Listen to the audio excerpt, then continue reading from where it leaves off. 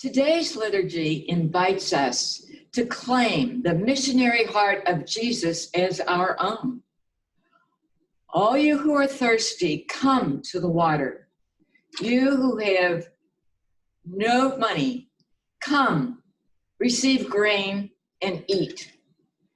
Those words of the prophet Isaiah introduce today's gospel, where we read that the crowds followed Jesus on foot, and that when he saw them, his heart was moved with compassion.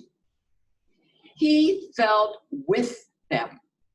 The disciples suggested that the people be sent away to buy food for themselves, but Jesus said no. Missionary hearts never stop. Not nights, not weekends, never. They know no boundaries. But the disciples thought the workday should end at dusk. Jesus said, no. We will feed them. We will take care of them. They were not crowds to be gotten rid of, but persons to care about and to nourish. Saint Julie Billiard, the founders of the congregation to which I belong, the Sisters of Notre Dame de Namur, told her sisters, give them what they need for life. And that is what Sisters of Notre Dame throughout the world do every single day. I am here to talk with you about the hundreds of our sisters who work in Congo, Nigeria, Kenya, South Africa, Zimbabwe, Nicaragua, Brazil, and Haiti. Like Jesus, they look at the crowds and say, do not send them away. We will feed them. We will give them what they need for life. And how do they nourish the bodies and spirits of women, men, and children in these faraway places? Our sisters, like Jesus in today's gospel, go to remote places. They establish and run secondary and elementary schools, as well as maternity clinics. They create small Christian communities where the people nourish one another's faith and care for each other. Missionary hearts in action, 24/7. Missionary hearts that, like Jesus's heart, feel compassion and refuse to send anyone away. In Nicaragua, our sisters have established a citywide program for handicapped children. Children who previously spent the entire day locked in their little houses while their parents went to work.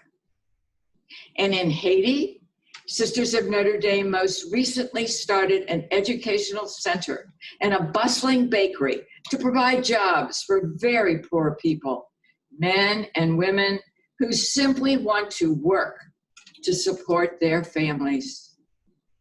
And then there are the maternity clinics in Africa and Latin America. This never-ending work is supported by our own sisters in the United States, Europe, and Japan. All of us together contribute to support the life-changing work done by our sisters in Africa and Latin America. We receive no financial support from any of the dioceses in which we work. I am here today to invite you to stretch your missionary heart, to contribute to a very special program Sisters of Notre Dame have initiated to bring clean water to villages in Africa. Places where we teach and administer maternity clinics. Can you imagine teaching school or running a maternity clinic that does not have clean water available? Yes, that was the reality our sisters worked with 20, 50, 70, 80 years. When the leadership of our congregation saw the dilemma of our sisters, They launched a well-thought-out program and retained an engineer to build photovoltaic units, solar panels, and batteries to generate and to store electricity that would pump clean water from boreholes, streams, and springs in the remote areas our sisters staffed. To date, we have developed units in 9 villages in Congo and Nigeria. The completion of one of these units brought tears to the eyes of Sister Marie Jeanne, who administers a 75-bed maternity clinic. And she said, now we can do C-sections and deliver babies in the middle of the night with good, strong electric light rather than a lantern. We have a slightly different project in a village located about 400 miles from Kinshasa called Pelende, where 6 sisters administer a nursery school, a primary and secondary school, as well as a health center that sees hundreds of patients each month. Once again, the missing ingredient is clean water. And here's the thing. These women running schools and clinics continents away are our sisters. We cannot let them down. I am asking you today to help us meet our commitment to these sisters. Specifically, I am asking you to help with the program we have launched in Pelende. The situation there is unique.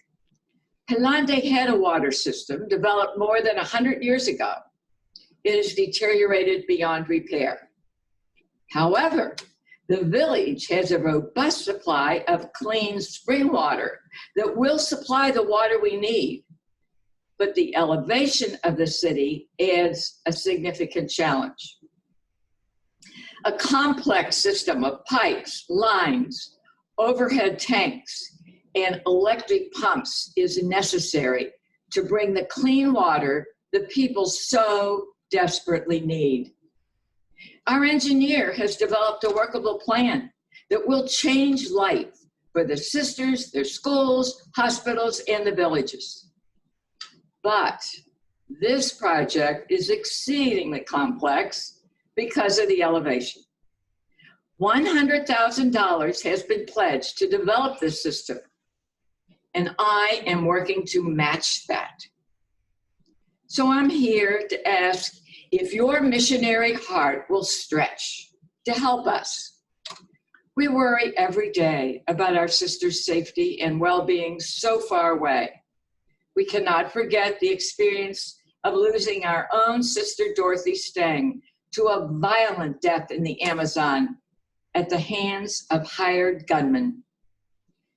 Can I count on you to pray for our sisters and their safety? If you are able, would you consider making a contribution to help with this match so we can move forward in Pelende? I would be very grateful. And I want to promise you that you can always count on the prayers of our sisters for you and for your family. Father will direct you as to how to make your gift today, should you wish to do so.